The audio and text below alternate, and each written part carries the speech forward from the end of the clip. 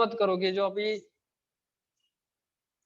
Electrochemistry और अपन coordination चालू करेंगे वो बड़े आराम आराम से चलेगा, टाइम बहुत है अपने पास, अपन रिवीजन स्टार्ट कर देंगे और उसको भी धीरे धीरे चलने देंगे, तो रिवीजन होता रहेगा और वो धीरे धीरे अपने आप ही खत्म होते जाएंगे। ज्यादा टाइम, ज्यादा दिन के है नहीं। अब अपन कितना लंबे लंबे लेक्चर पढ़ रहे हैं, 2-2 3-3 घंटे पढ़ रहे हैं, 6-6 7-7 दिन की चैप्टर है वो सब, 15 दिन में सब निपट जाएगा। इलेक्ट्रोकेमिस्ट्री 7 दिन का, अब 7 से 21 कर लो ना, 21 लेक्चर हो जाएंगे, 2-2 3-3 घंटे अपन पढ़ रहे हैं, तो ऐसे ही कोऑर्डिनेशन भी इतने दिन का हो जाएगा। सॉलिड स्टेट तो बहुत छोटा चैप्टर है, 3 दिन का 8-9 लेक्चर का खत्म हो जाएगा, और मेटलर्जी 1 दिन का है, डी ब्लॉक 1 दिन का है, कुछ भी नहीं है उसमें। अब डी एंड ए ब्लॉक में KMnO4 K2 से K7 तुम पूरा पढ़ चुके हो, है ना। एसआरपी वाला तुम पार्ट पढ़ चुके हो, वो 2 मिनट बताना रहेगा। बाकी डी लेंथेनाइट कॉन्ट्रैक्शन आप पहले पढ़ चुके हो, तो सारी चीजें, बहुत सारी चीजें आप पहले ही पढ़ चुके हो। थोड़ी थोड़ी चीजें इलेक्ट्रॉनिक कॉन्फ़िगरेशन वगैरह का लोचा रहेगा तो वो बता देंगे आप, हो जाएगा सब। और उसके बाद फिर अपन क्या है कि इन्वायरमेंटल केमिस्ट्री भी पढ़ेंगे, अभी सब पढ़ेंगे, अभी तो बहुत टाइम है। ज्यादा होगा तो अगर एनसीईआरटी रीड वगैरह करने का होगा तो अपन लैपटॉप पे ले लेंगे कभी, बट वो एग्जाम के करीब करीब पढ़ेंगे इनको ज्यादा से ज्यादा, तो अच्छे से याद हो जाएगा। अभी आप एक एक बार पढ़ सकते हो, जैसे आप इन्वायरमेंटल केमिस्ट्री है तो आप एक बार रीड करके रख लो। मैं तुमको बता रहा हूँ एस ब्लॉक का मतलब रीड कराऊंगा तुमको पूरी, पी ब्लॉक वापस से रीड करेंगे अपन, d and i block read करेंगे, ऑर्गेनिक में अपन रीड करेंगे, बहुत सारा कर लेंगे अपन, तुम तो पढ़ते जाओ अभी। अब इसमें क्या होता है, काइनेटिक्स का भी खेल है, इसमें रेट निकालने के लिए भी आ जाता है, इसकी रेट निकालना, तो इसकी रेट जो होती है वो अपन निकालते हैं के फॉर्मेल्डिहाइड का स्क्वायर एंड OH नेगेटिव, क्योंकि RDS से निकालते हैं तो बेस ऑलरेडी प्रेजेंट होता है ना, बेस की प्रेजेंस में 2 फॉर्मेल्डिहाइड इन्वॉल्व होते हैं और OH लगा हुआ रहता है अटैक करने की, तो इसके लिए 2 होते। अगर बेस की कंसंट्रेशन बढ़ा दो, इस पे एक क्वेश्चन आता है, if concentration of base increases, concentration of base बहुत ज्यादा बढ़ा दो तो फिर इसकी जो रेट है वो 4th ऑर्डर की हो जाती है, ठीक। तो ये याद रखना आपने, ये नॉर्मल कंसंट्रेशन पे, ये हाई कंसंट्रेशन पे। तो क्वेश्चन ऐसा पूछेगा कि अगर केनिजारो रिएक्शन में बेस को बढ़ा दिया जाए तो ऑर्डर क्या हो जाएगी, तो बोल देना 4 हो जाएगी। यहाँ ऑर्डर कितनी हो गई इसकी, यहाँ ऑर्डर कितनी हो गई आपकी, 3, ठीक। चलो बेंजल्डिहाइड के साथ जो रिएक्शन होती है वो कैसे होती है, ये बेंजल्डिहाइड था, KOH के साथ कंसंट्रेटेड KOH लिया मैंने, हीट भी कर दिया हो, तो क्या बनेगा, कुछ नहीं करना है आपको, एक बनाना है क्या, कार्बोक्सिलेट, और एक बनाना है अल्कोहल, आंसर हो गया। अब ऑप्शन में एक ऑप्शन ऐसा भी देते हैं,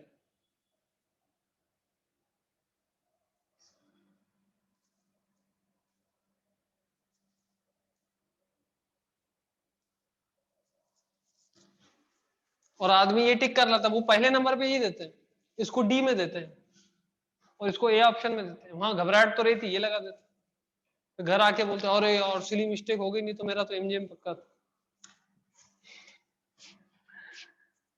ऐसा बोलता है ना, 10 क्वेश्चन सिली मिस्टेक हो गई, 2 हो गई, बट एक्चुअली क्या होता है कि कुछ सिली मिस्टेक सही, मतलब सिली मिस्टेक्स अगर गलत होते हैं ना तो कुछ सिली मिस्टेक से सही भी होते हैं, तुम देखना पेपर में कुछ क्वेश्चन ऐसे होते हैं कि जो तुम गलत टिक कर रहे थे बट आखिरी टाइम पे तुमने पता नहीं क्या कर दिया और वो सही हो गया, ऐसा भी होता है, पर उसको काउंट नहीं करते तुम उसको काउंट करोगे जो तुमसे गलत हुआ, बोले सिली मिस्टेक कारण गलत हो गया, तुम ऐसे हो, ऐसे मतलब सभी लोग ऐसे होते हैं। मैं भी जब पढ़ता था तो ऐसे ही सोचता था, फिर मैं खुद अंदर अंदर एनालिसिस करता था, है ना, मेरी आदत है बहुत ज्यादा सोचता हूँ, मैं एनालिसिस करता था यार, अपने गलत होते तो कुछ सही भी तो होते, मतलब ये कि गलत सही सब एवरेज आता है पेपर में, तो यही है मेन कि गलत सही मिला के सब एवरेज हो जाता है और एवरेज होने के बाद आप अपना काम करते हो गया इतना।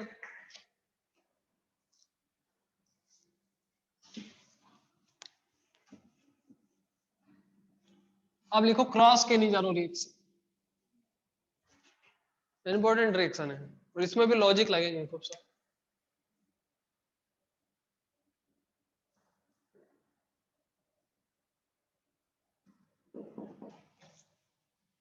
Cross Cannizzaro reaction. आज फारूक अब्दुल्ला नहीं है, कहाँ है? फारूक खान अब्दुल्ला नहीं, फारूक अब्दुल्ला तो मुख्यमंत्री थे जम्मू कश्मीर। ये फारूक खान है ना अपना, कहाँ है या नहीं है आज? पतली आवाज में बोलता है बिल्कुल। यस सर, है या नहीं? चलो भाग गया होगा। आ जाते हैं इधर अपन वापस क्रॉस केनिजारो रिएक्शन पे।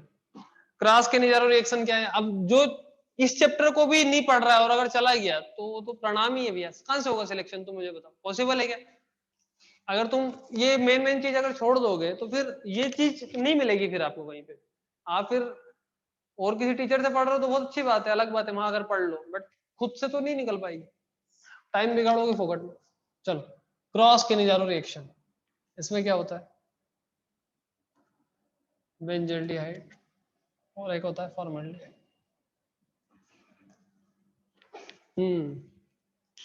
एक बेंजल्डिहाइड एक फॉर्मल्डिहाइड, एक क्रॉस केनिजारो। अरे इसमें वैसा नहीं होता कि एक एल्डिहाइड और वहां तो फिर एल्डोल ही हो जाएगी, ठीक है? दोनों साथ में लेते हैं, ऐसे दोनों जिनके पास दोनों पे अल्फा नहीं। अब अपन ने ले लिया यहाँ पे कंसंट्रेटेड KOH और हीट कर दिया। अब क्या होगा? अब इसमें लॉजिक है शानदार वाले, शानदार वाले लॉजिक। पहला लॉजिक तो ये सोचो कि भैया इसमें मैकेनिज्म में होता क्या था? पहले मैकेनिज्म में होता था OH नेगेटिव का अटैक होता था। पहली स्टेप देखो इसमें क्या हो रहा था, देखो देखो हाइड्रोक्साइड आयन का अटैक हो रहा था, दूसरे में हाइड्राइड निकल रहा था, तीसरे में एसिड बेस हो रही थी। Yes yes sir. हाँ यही सर। हो रहा था। अच्छा एक मिनट रुक जाओ यार, कौन कौन है ये तो देख लें अपन। एक आ गया कोई, ये क्या आपस में मैसेज कर देते, बोले सर गर्म हो रहे, बोले रुक जाओ आता हूँ, ऐसा कर देते होंगे लोग। ये HWC वालों को तो गठबंधन बना हुआ है एक, ये ऐसे ही करते हैं शायद। क्यों अबूजर कादरी, सही बोल रहा हूँ ना? सर यस सर बोल रहे थे। अच्छा ये देख रहा हूँ मैं कि तुम्हारे से बहुत अपसेंट रहते हैं बेटा, ये जितने भी ना तुम 10-20 लोग लेते हो साइड वो, मेरे को लगता है कि यार बच्चे ले क्यों नहीं रहे? अब तुम थोक भाव में लेते ही नहीं हो तो क्या कर सकते हैं? ऐसा तो नहीं कि तुम पढ़ के उनको समझा देते हो।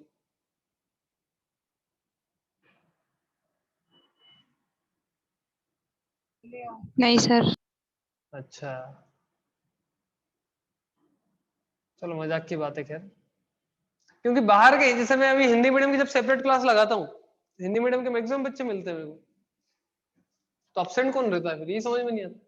अभी मैं इतने बच्चे, मैं अगर अभी हिंदी की सेपरेट लगाऊंगा ना तो फिर वो आ जाते हैं, जितने हिंदी के वो सब आ जाते हैं, तो ये समझ में नहीं आता कि भाई जाते कहाँ है फिर। खैर छोड़ो, कंसंट्रेट KOH के साथ अपन हीट कर रहे हैं। सर इतने अच्छे होते तो खुद से पढ़ लेते। अरे नहीं यार ऐसा नहीं है, देखो क्या होता ना, शुरुआत में टीचर की जरूरत पड़ती है, ऐसा थोड़ी ना कि तुमको आता वाता नहीं, तुम भाई अभी पढ़ रहे हो, आज जब सीख जाओगे, जब खुद पढ़ने लगोगे तो बहुत अच्छे से कर लोगे, ऐसा कुछ भी नहीं होता। चलो अब अपन देखते हैं बेंजल्डिहाइड और फॉर्मल्डिहाइड, सब वही नॉर्मल चीज है। बहुत सारे बच्चे ऐसे, मेरी दोस्त है उसका एक भाई है, उसके 620 नंबर आए नीट में अभी पिछले साल, और खुद ने फ्रेशर तैयारी करी, मतलब खुद ने तैयारी करी, किसी कोचिंग का सहारा नहीं लिया मैंने, घर पे भी तैयारी करी और 620 नंबर है, तो आ जाते। जरूरी थोड़ी ना है। देख क्या होता है ना, आपको डायरेक्शन की जरूरत है। मैं आपको क्यों बोलता हूँ कि एंडसेंट पढ़ना बंद करो, एनसीईआरटी फोकस करो, क्यों? क्योंकि मैंने हजारों ऐसे उदाहरण देख रखे, हजारों क्यों बोल रहा हूँ, मेरे जूनियर भी आते हैं इतने सारे, मेरे जूनियर सब, मेरे 250 जूनियर है ना, पिछले साल 180 थे, इस साल 250 आए, तो 430 तो मैं ही देख चुका हूँ। सबका बायोडेटा आता है ना, किसके कितने नंबर आए, कैसे क्या करा, सबको बता देता है। तो उसमें से मैं आपको बता रहा हूँ कि बहुत सारे बच्चों के ऐसी स्थिति है कि एक लड़का मिला 657 नंबर से, मैंने उससे पूछा कि भाई कहाँ से तैयारी करी, तो उसने मेरे को बताया कोटा से तैयारी करी, है ना। मैं ऐसा नहीं बोलूंगा मेरी कोचिंग है तो मैं वहां का बुराई करूंगा, भाई जो है वो। तो मैंने उसको बोला कि क्या पढ़ते थे तुम? बोले सर कुछ नहीं, कोचिंग में मैं जो मॉड्यूल दिए थे वो हम लगाते थे, एनसीईआरटी पढ़ते थे और एग्जाम दे दी बस। मैं कहा, जब मैंने कितनी देर पढ़ते थे? तो बोले वही 5-6 घंटे पढ़ते थे कोचिंग से आने के बाद। तो इतना ही करना होता है। अब तुम बेवजह की फोकट की एंट्रोपी बढ़ाते हो माइंड में, ये भी पढ़ लेंगे वो पढ़ लेंगे, तुम फोकट अपना माइंड बढ़ा रहे हो। पढ़ना हो तो पढ़ो, कोई दिक्कत नहीं हो, ज्ञान की तो असीम सीमा है भाई। केमिस्ट्री में पीएचडी भी होती है, एमफिल भी होता है, उसके आगे भी रिसर्च होते हैं, आज भी चल रहे हैं। बहुत सारे एलिमेंट है जिनकी रिसर्च होना बाकी है, बहुत सारे कंपाउंड है जिनकी रिसर्च होना बाकी है, बहुत सारी रिएक्शन ऐसी बाकी है। फिजिक्स में अभी रिसर्च चल रहे हैं, उसमें पीएचडी होती है। बायोलॉजी में पूरा एमबीबीएस होता है, पूरी बीएससी होती है, पूरी एमएससी होती है, पूरी पीएचडी होती है। करो ना, जूलॉजी की एक एक ब्रांच में पीएचडी होती है। जो आप पढ़ते ना प्लेन एरिया, उसमें भी पीएचडी होती है, तो पढ़ो, कौन मना कर। तो ज्ञान की कोई सीमा नहीं है, बट जिस समय पे जो काम का है वही हमारे काम का है। समझ में आया? तुम सोचो कि 8 महीने में हम सब कुछ सीख लेंगे, उसकी बजाय ये ध्यान दो कि हम एग्जाम को कैसे क्वालिफाई करें। एग्जाम के लिए हमको जो काम का है वो पढ़ने देना है। तो टीचर से आपको ये सीखना है कि सर मैं क्या पढ़ूं मेरा सिलेक्शन हो जाए। आप मेरे को ये बताओ, ना कि तुम ये पूछो टीचर से कि सर ये भी हम पढ़ेंगे, सर हम वो भी पढ़ेंगे। टीचर तो टीचर है, वो तो बता देगा भाई। देखो कोई बड़ी बात नहीं होती टीचर के लिए, उसको नहीं आता होगा तो देख के बता देगा, उसमें तो कोई बुरी बात नहीं। पर तुम्हारे काम का क्या है ये टीचर को अच्छे से पता। तो ये इंपॉर्टेंट बात होती है, इसलिए मैं कहता हूँ कि इधर उधर मत जाओ, जो आपको बताया जा रहा है उस पर काम करो, बहुत अच्छे से आप एग्जाम निकाल लोगे। रियल में बता रहा हूँ, मतलब बहुत आसान है एग्जाम को निकालना, जिसने क्रैक कर ली वो अच्छे से बता पाए। और ऐसे कई सारे उदाहरण, मेरा एक बेचमेट है ना, उसके 608 नंबर थे केमिस्ट्री उसमें, टोटल नंबर 608 टोटल थे उसके। 130 नंबर उसके सिर्फ केमिस्ट्री में थे, ये बता रहा हूँ आपको। बाकी सब्जेक्ट में कितने नंबर होंगे सोचो आप। फ्रेशर सिलेक्शन है 608, है ना, मेरा बहुत अच्छा दोस्त है, हम लोग एक ही ग्रुप में। तो 608 नंबर फ्रेशर निकाला है 12th का लड़का। मैंने उससे पूछा कि भाई कैसे क्या पढ़ता था, तो उसने भी यही बताया, बोले बस एक मॉड्यूल है वो लगाते थे, एनसीईआरटी पढ़ते थे, जो सर ने क्लास में नोट्स पढ़ाते वो पढ़ते और एग्जाम देते। यही करना होता है। तुम फोकट बेवजह इधर उधर की पंचायतें लगते हो तो क्या मतलब, ये भी पढ़ेंगे हम वो भी करेंगे, करते कुछ हो नहीं। जब ये सब आता है ना तो फिर सिलेक्शन नहीं होता, मैं रियल बता रहा हूँ। आप देखना इंदौर में ड्रॉपर ज्यादा मिलेंगे आप, फिर आप बोलोगे नहीं सर कोटा में भी ड्रॉपर भरे, बेटा वो ड्रॉपर आते हैं, वहां पैदा नहीं होते, ये ध्यान रखना आप। वहां वही नहीं होते जो पढ़ते नहीं है। वहां क्या होता है कि यूपी के बिहार के 2-2 3-3 साल 4-4 साल ड्रॉप लेके फिर वहां कोटा जाते हैं, तो वो ड्रॉपर मिल जाएंगे आपको। वहां कोई ड्रॉपर पैदा नहीं होता कि 5 साल तक 6 साल तक आपको कोटा में बैठा हुआ मिल जाएगा, आपको 3 साल तक मिल जाएगा, नहीं मिलेगा। वो 1-2 साल में रास्ते लग जाते हैं, बहुत सारे 1 साल में लग जाते हैं, कोई फ्रेशर लग जाता है, कोई दूसरे साल लग जाता है। तो ये क्यों, मैंने बहुत बहुत ज्यादा इस पे वर्क करा कि क्या कारण है। इंदौर में मार्केट छोटा था, ये टीचरों ने, मतलब बोलना नहीं चाहिए, टीचर का खैर नाम नहीं ले रहा हूँ, लेकिन यहाँ पे टीचरों ने बेवजह की चीजें लाद दी बच्चों को। आप ये बुक लगाओ, एससी वर्मा लगाओगे तो ही होगा, नहीं तो फिजिक्स नहीं होगा। भले से सर ने नहीं लगाई हो, लेकिन वो बताएंगे, फिर वो बताएंगे। नहीं मैं रियल बता रहा हूँ, यही चीज है। बायोलॉजी में अगर कोई बोलेगा तो बोले बायोलॉजी में, बोले तेरे को डॉक्टर अली भी लगानी पड़ेगी, तेरे को एमटीजी भी लगानी पड़ेगी, तेरे को वो ट्रूमन भी लगानी पड़ेगी, तेरे को दिनेश भी लगानी पड़ेगी, तभी तेरा सिलेक्शन होगा। किसने बोला भाई ऐसे? ये फोकट की चीजें लाद दी। अब बच्चा जब दिनेश लगाने बैठा तो उसके हवाई उड़ गए कि पूछ क्या रहे हैं। एससी वर्मा लगाने लगा तो उसके 3 घंटे में 10 ही क्वेश्चन लगे, होपलेस हो गया, पढ़ना ही बंद कर दिया उसने। बट यही पे अंतर क्रिएट हो जाता है। और एग्जाम में पूछते क्या है, हीलियम के न्यूक्लियस में कितने प्रोटॉन है कितने न्यूट्रॉन, लगा लो एससी वर्मा। तो ये डिफरेंस आपको सीखना पड़ेगा। आप 5 साल 10 साल के पेपर लगाओ, अपने आप समझ में आ जाएगा कि क्या पूछते क्या नहीं पूछते। सिंपल। एक ऐसा नहीं कि क्वेश्चन है, अगर एनसीईआरटी से क्वेश्चन बनेगा तो आपसे बनेगा नहीं, मैं रियल बता रहा हूँ। अगर एनसीईआरटी से ही क्वेश्चन आ गया तो आपसे नहीं बनेगा, इतनी टफ है एनसीईआरटी। मैंने 50 बार केमिस्ट्री की एनसीईआरटी पढ़ी तब जाके मैं ये बोल पा रहा हूँ। और रियल में मैं तो बहुत शौक से पढ़ाता हूँ, सच बता रहा हूँ। मैं आपको बता रहा हूँ, अगर मेरे को बिजनेस ही करना होता तो मैं अपने नाम के आगे डॉक्टर लगा लेता। अभी आपने देखा कभी भी एक भी पोस्टर में डॉक्टर नाम नहीं लगा हुआ। मेरा रियल भांजा अभी 11th-12th में, मतलब 11th में आया है, रियल भांजा है मेरा। तो उसने मेरे को आज सुबह मेरे को मैसेज करा है कि आपकी ऐसी पोस्ट नहीं है कि जिसपे आपके नाम के आगे डॉक्टर लगाओ। मतलब भाई मेरी कोचिंग है, चाहो तो मैं लगा लूंगा। कोई ऐसा थोड़ी ना कि कोई ऑर्गेनाइजर लगा रहा है। मतलब भाई मेरी कोचिंग में खुद लगा सकता हूँ, बट अभी मैं वैलिड नहीं हुआ ना उसके लिए। मैं आज उससे अगर लाभ कमा लूं, भाई डॉक्टर लगाने से क्या होगा। 5-10 फैमिली वाले, 5-10 बच्चे जो बाहर के रहते हैं, जो जानते हैं वो तो जानते हैं, जो बाहर के रहते हैं वो जल्दी अट्रैक्ट हो जाते हैं। अच्छा डॉक्टर है, ये है वो है। परसुइंग लिखा रहेगा तो बोला अच्छा ये तो अभी खुद ही पढ़ रहा है तो क्या पढ़ाएगा, ऐसे भी फील आ जाती है। ठीक है, बट मेरे को उसका लोड नहीं है। मतलब यार देखो, एक इथिक्स होने चाहिए, सिद्धांत होने चाहिए, तब जाके आपको अच्छा लगता है। 5-10 बच्चों से नुकसान तो कोई काम नहीं होता। तुम लोगों को मैं डांटता भी हूँ, इतना जब डांटता हूँ तो अंदर से मेरे को लगता भी है कई बार कि यार इतना। जैसे उस दिन मैंने उसको डांट दिया था, यशपाल को मैंने ज्यादा डांट दिया। अब बच्चे को आंसू आंसू भी आ जाते हैं बच्चों को, मेरे को खुद को अच्छा नहीं लगा, फिर मैंने उसको गले वाले मिलाया, उसको बोला कि नहीं भाई ऐसा कुछ नहीं। बट क्या है कि मैं इसलिए क्योंकि मैं अंदर से थोड़ा सा साफ हूं भाई कि यार देखो ये चीज है, ऐसा पढ़ना होता है, और अगर आप गलती करोगे तो डांट खानी पड़ेगी, और वही फायदेमंद है आपके लिए। जब हम पढ़ते थे तो हम हमारे टीचर पर अंधा विश्वास करते थे कि भैया टीचर ने बोल दिया मतलब बात खत्म हो गई।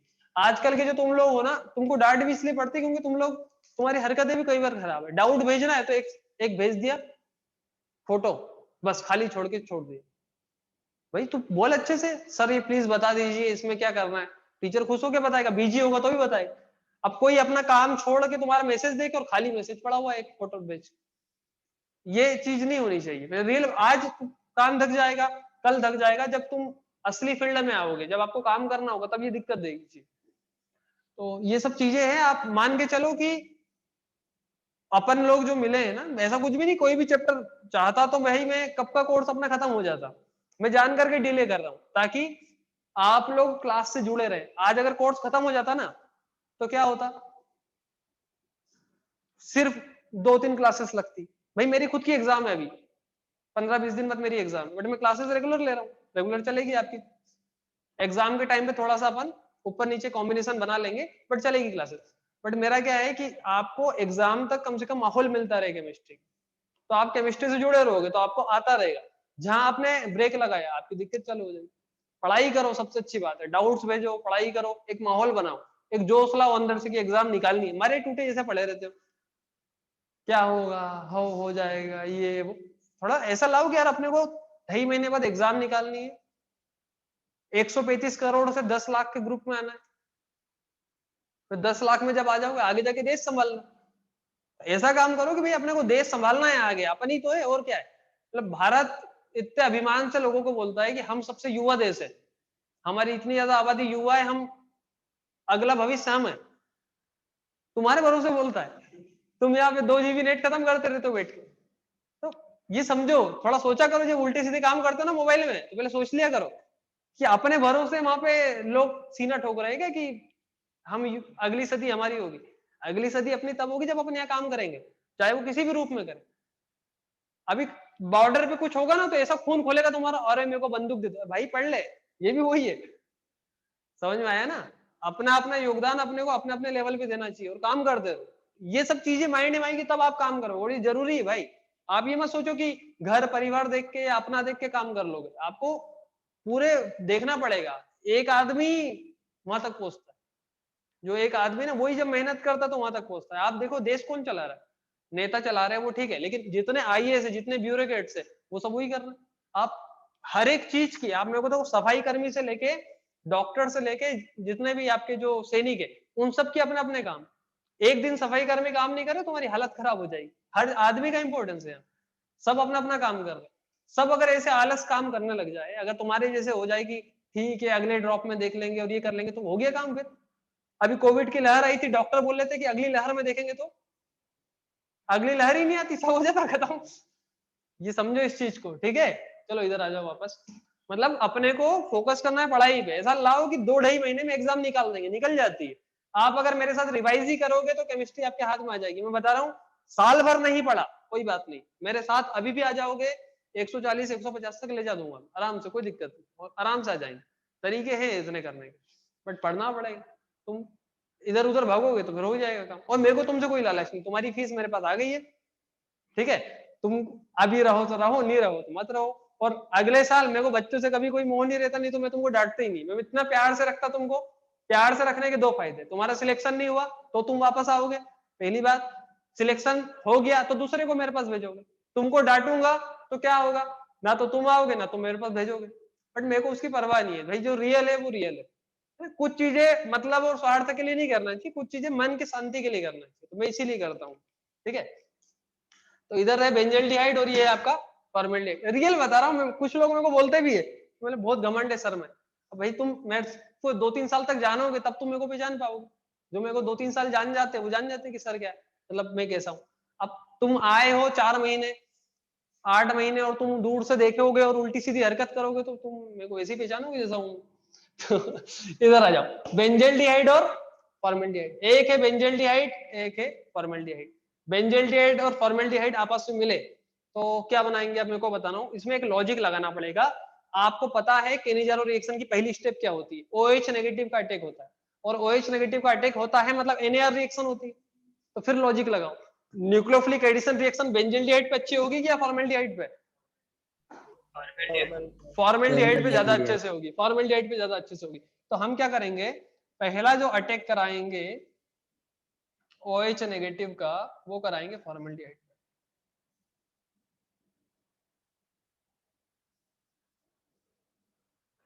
ठीक, यही बनेगा।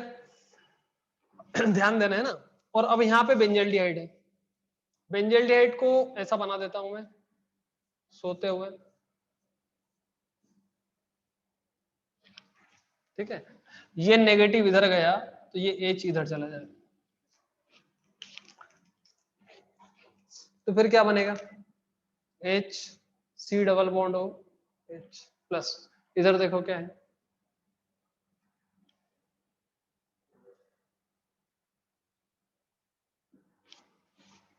यहाँ H एक अलग है पहले से ही, ये वाला H आया इधर, मैं रेड से बना देता हूँ, मैं बना रहा हूँ, ये रेड से बन जाएगा और यहाँ आ जाएगा आपका OH। ठीक, देखो यार H इधर आ गया। अब ये क्या है, CH2O नेगेटिव,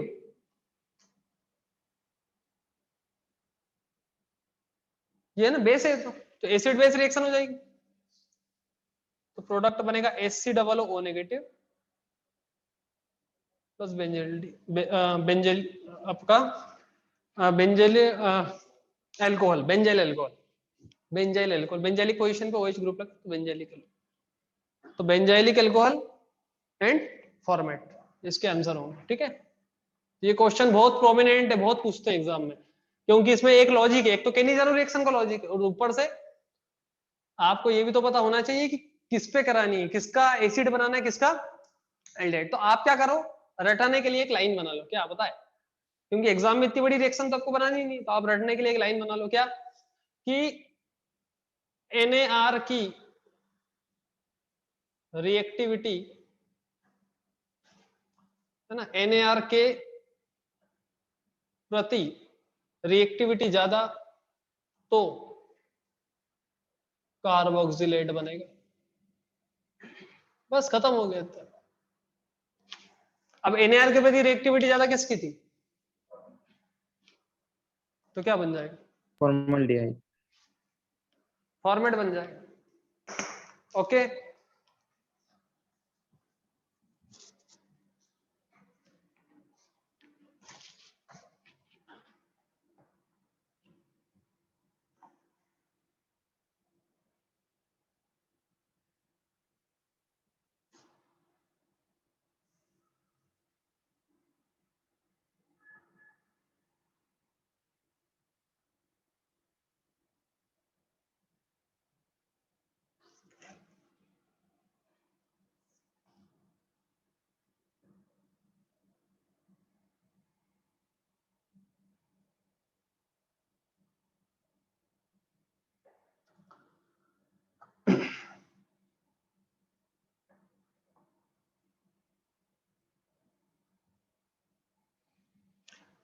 ठीक है, इंग्लिश में लिखना तो लिख लो, वैसे एक ही बात है। More reactive component towards nucleophilic addition reaction क्या बनाएगा,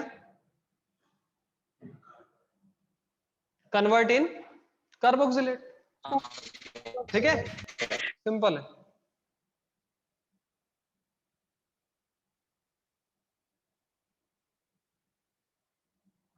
अब इसके कई सारे फायदे पता है,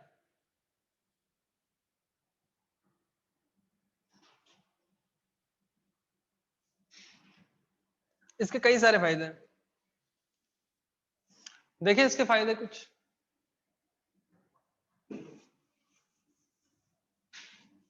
इसके फायदे यहां भी है,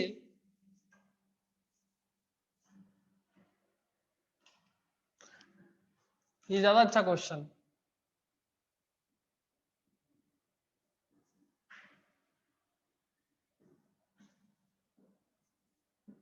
चलो बताओ। वही कहानी जो लाइन लिख दी वही। तो न्यूक्लियोफिलिक एडिशन रिएक्शन के प्रति रिएक्टिविटी किसकी ज्यादा रहेगी? NO2 ग्रुप लगा रहता मतलब -M ग्रुप रिएक्टिविटी बढ़ा देता। लो आप, याद है? Yes sir. Yes sir. यहाँ NO2 लगा रहेगा और यहाँ बना रहेगा O नेगेटिव। अब ये क्वेश्चन आ जाए एग्जाम में तो अच्छी बात है, बट आते ही नहीं, क्या कर सकते हैं। ठीक, ये वाला देखो,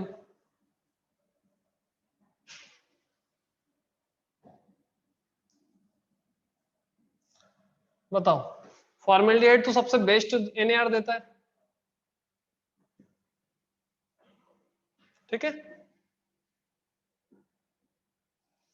ठीक, बना लो इसको।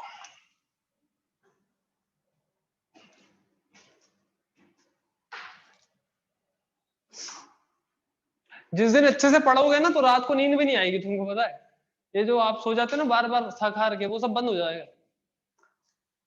सपने आते हैं कई बार पढ़ाई लिखाई के, रिएक्शन चल रही है तो पता नहीं क्या, सब क्वेश्चन सॉल्व होते हैं सपने में। लोग बोलते होंगे कहानी है, लेकिन पढ़ोगे तो तुमको लगेगा हकीकत भी होती है। चलो बड़े आगे।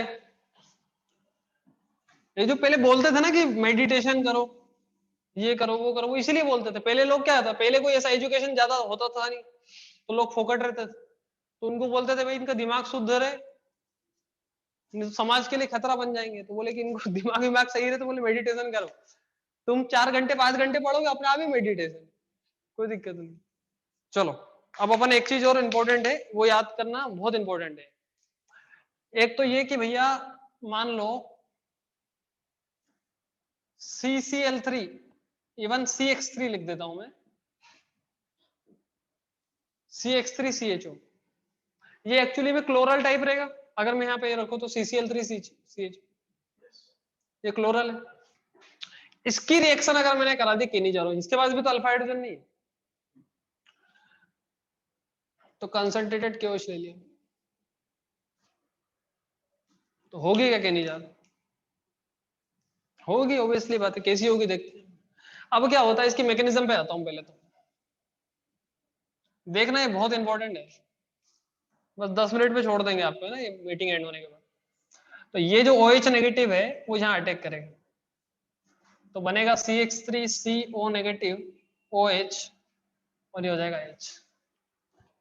ओके, अब क्या होता है भाई, ये नेगेटिव जब इधर आता है तो ये ऑलरेडी अच्छा लिविंग ग्रुप है, तो H से पहले ये चला जाता है, चला गया। इसको देख के किसकी याद आ रही है तुमको बताओ? अभी कल परसों एक रिएक्शन पढ़ी थी, कल ही पढ़ी थी मैंने। हेलोफॉर्म रिएक्शन का एक स्टेप यही था, याद करो। हेलोफॉर्म रिएक्शन में पहले ये बनता था और फिर ये बनता था, तो ये एक्चुअली हेलोफॉर्म रिएक्शन की तरफ बढ़ जाता है। तो ये बन जाएगा आपका CH3 नेगेटिव, याद है? स्टेटस भी तो डाला था मैंने यार। चलो इधर देखो, ठीक। फिर इधर दोनों की रिएक्शन हो जाएगी तो क्या बन जाएगा आपका CHX3 प्लस HCO नेगेटिव। समझे अनुज कुमार? तुम्हारा भी डाउट था अगर हो तो? Yes sir. हाँ, तो ये था हेलोफॉर्म, हेलोफॉर्म, और ये कार्बोक्सिल है, तो ये हेलोफॉर्म रिएक्शन हो जाएगी। ये केनिजारो रिएक्शन नहीं देगा, ये क्वेश्चन। तो ये वाला जो है, ये जो है वो केनिजारो नहीं देता। और भी एक और है केनिजारो रिएक्शन नहीं देता, वो ये है CPS3।